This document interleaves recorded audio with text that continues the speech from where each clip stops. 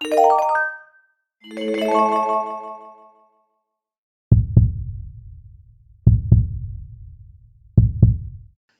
we start looking at who they are, so who the opponent is.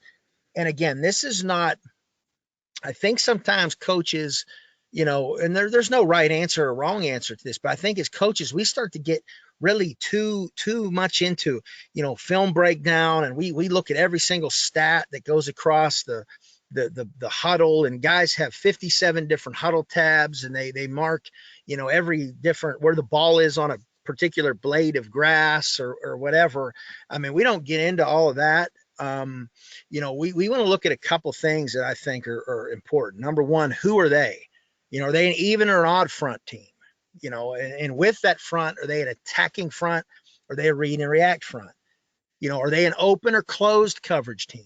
So obviously is the middle of the field open? Are they some kind of too high shell? Or are they a blitz team, a cover one team, or possibly a cover zero team?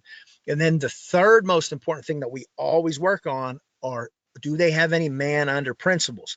Now, the thing about how we practice, and I'll get into this when we start to talk about how we practice, we go over all these things every week. So back, when I started first kind of got into my first head coaching job was in 2004. And we were in our district, we were the only no huddle spread run and shoot type team. And when we would watch film, it was, we never knew what we were going to get, because teams were going against wing T and pro I and, things like that back then. And, so you never knew. A lot of these were odd front, double eagle front teams. And, when you'd spread out, it was really a crapshoot of how they were going to defend you. So you had to really work all these different things, every week in your practice. So we've always done that, and we continue to do it. And I think it's something that, is really beneficial if you can work it into your practice schedule with how we do. And when you see how we practice, I think it'll make a lot of sense to you. Man under principles. I think that's important, because if you want to be a spread team and your guys can't win and they can't get open, you better have a plan for that. So you better have a way, whether it's formations, motions, stacking guys, motioning them, whatever it may be. You have to have an answer to defeat man under coverage, or you're going to get man under coverage. And I tell guys this all the time: if you want to live in any kind of a spread world, and you don't have ways and you don't drill beating man under coverage, well, they're going to man you up and bring pressure. That's going to be the answer. You're not going to have an answer for it. They're now playing with a numbers advantage at that point, because they're able to bring more pressure into your interior box, and your guys can't win in the one-on-one coverage. They're going to have the numbers advantage. And, everything I talk about in the game planning process is just trying to get a numbers advantage somewhere, trying to get a +1, wherever it may be. And, the defense can really negate that. So you're not always going to have the speed. Look, a lot of the teams I've coached, we're not blessed with a lot of speed, but we've got to be able to beat, the man under coverage. I think that's something that's very important, something we do spend, a ton of time on. Okay.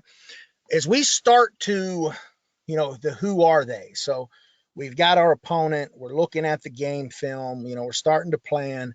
We want to, number one, we chart alignment to our base formation. So that's what I talked about in the past. A lot of times it was difficult depending on who the previous opponent were. Now everybody's living in a spread world. So, everybody's running a lot of very similar things, that are in our base offense. And that's also why we do a lot of things that aren't, 2x2, 3x1, 3x2. We try to get a little different with some of the exotic things we do. And, we're moving more towards, even using, H-backs and tight ends and things like that.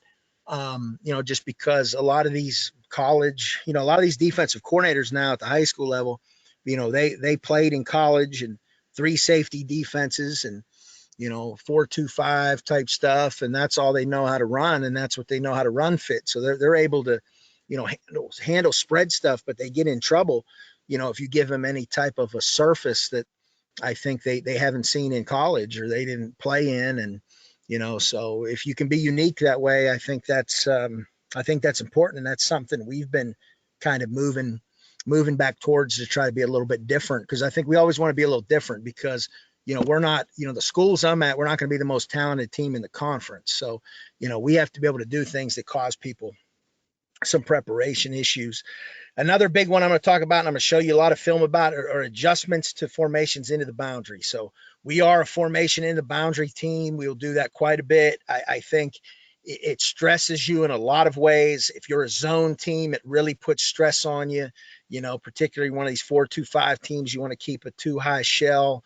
It really causes you some issues because you have to either lighten the box or you have to be willing to pull that adjuster, into the boundary. And how do they adjust the motions? We run every motion possible. I'm going to go over that when I go over the basics video that'll be on here. I'll show you our different motions, how we call them, how we run them. We run a ton of motion because we want to, again, force stress, on the defense, on the fits, all of that deal. All right. We look at their pressure package. So again, we want to know, when we look at pressure, we want to know three things. Frequency. So how much do you do it? So are you a 50% pressure team, 40% pressure team, whatever it may be? We look at location of the field. That's what location means.